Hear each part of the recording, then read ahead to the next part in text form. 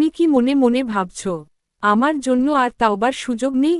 এত গুনাহ, এত ভুল, এত অবহেলা, তুমি কি মনে করো আল্লাহ হয়তো আর তোমার দিকে তাকাবেন না?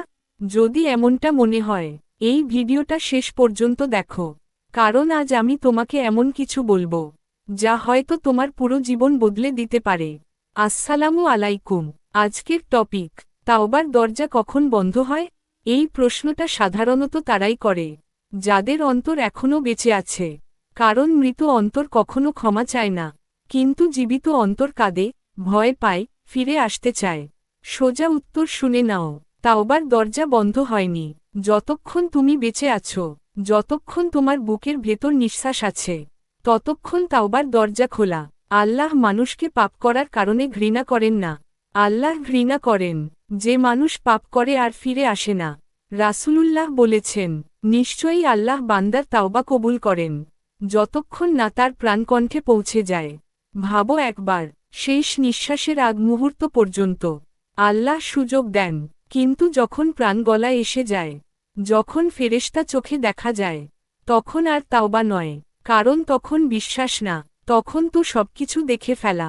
আরেকটি সময় আছে যখন তাওবার দরজা বন্ধ হয়ে যাবে, সূর্য যখন পশ্চিম দিক থেকে উঠবে। এটা কিয়ামতের বড় আলামত।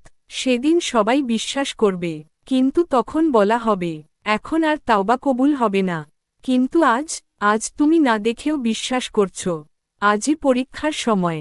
শয়তান কখনো বলে না, গুনাহ করো না, সে বলে, তুমি তো অনেক গুনাহ করেছ, তোমার তাওবা আর কবুল হবে না, তুমি ভণ্ড। এই কথাগুলো শয়তানের সবচেয়ে বড় অস্ত্র।